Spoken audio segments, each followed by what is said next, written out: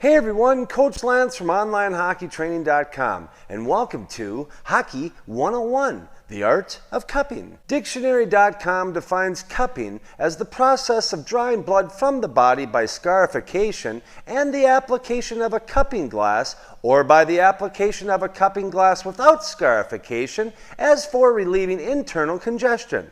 What? I think this type of therapeutic cupping was first brought to the world's attention by Michael Phelps during the 2016 Winter Olympics in Rio de Janeiro, Brazil. But I'm not talking about that kind of cupping. I am, however, going to be talking about the cupping techniques I've been teaching players just like you or your son or daughter for over a decade. So let's begin. There are two versions of cupping I introduce to players I work with here at my training facility in Minnesota, and I also share with members at OnlineHockeyTraining.com that I've named Easy and Cool Cupping. When I roll out these stick handling methods, I'll always have players experiment with these drills in a stationary position, eliminating any lower body movement. This quiets the mind and allows the player to focus on the task at hand. For easy cupping, begin by developing a consistent pass from the top of the barrier to the bottom, going forehand to backhand, and follow that up with going backhand to forehand. Once they get the hang of that, I'll add the cupping portion to the drill. The song you'll be singing in your head is pass, cup, pass, cup, trying to keep the puck moving at all times, being nice and smooth. After a few reps of that, we'll transition over to cool cupping, where now the puck will be maneuvered around the barriers going from top to bottom. Again, begin by making a consistent pass going forehand to backhand and then backhand to forehand. Then finish up this rotation by adding the cupping portion, singing the song pass, cup, being silky smooth. Now I hear what you're saying. Stationary drills are stupid. I hear this from players all the time, but hear me. If you want to get better at stick handling faster than everyone else you'll be competing against, this is the process to do so. First learn the technique stationary and then add movement. Which takes us to the next set of drill progressions. If you haven't seen this before, let me introduce you to the Pitlick Stickhandling Grid. I figured since I invented it, I should be able to name it. I'm a visual learner, so what the Pitlick Stickhandling Grid provides are markers for players to hit when doing different patterns. Let me explain. For this first movement drill, I position the orange barriers 2 feet away from each other on the white line, and the red line will be your home base. Dribble 1, 2, back and forth over the red line, and then easy cup around the first orange barrier, going forehand to backhand, back to the red line at an upward angle, and repeat shuffling forward.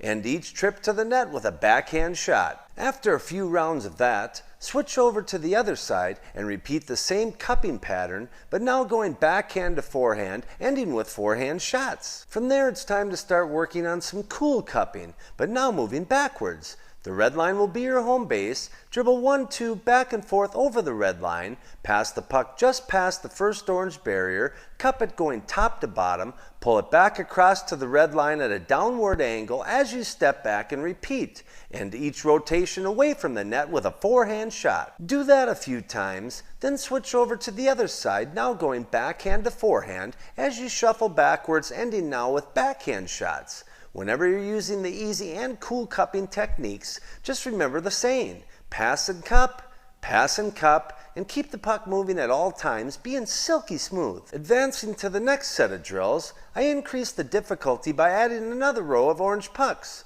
The player is in the center of the grid, going from side to side, easy cupping around each of the orange barriers, or a number of different combinations as you shuffle forward, ending with in-tight shots. What I love about this grid is that whatever we do forward, we'll also be doing backward, ending with shots from far out, which is a completely different shooting technique from what you'll be using when in tight. But that's a video I'll be making in the near future, Hockey 101, the art of shooting. So stay tuned and make sure you subscribe and turn on your notifications so you don't miss out. You now know how to easy and cool cup. Here's a bunch of drills you can do using this cupping technique, ending with shots or both forehand and backhand passes.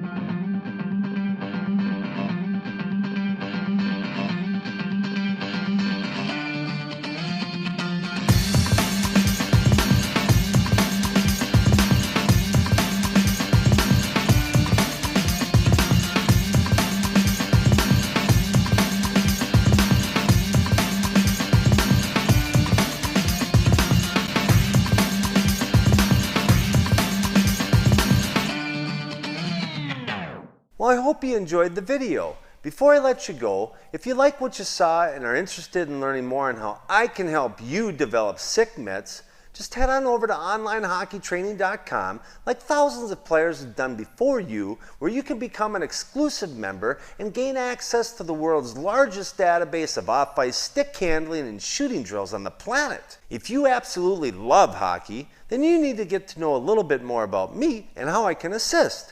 Make your way over to onlinehockeytraining.com today and let me show you how much you don't know about off-ice stick handling and shooting, but more importantly, how much you could be learning if you just did one simple thing. You started. Check out onlinehockeytraining.com and see if you need an off-ice stick handling and shooting coach. Thanks for stopping by. I look forward to working with you, and I'll see you next time.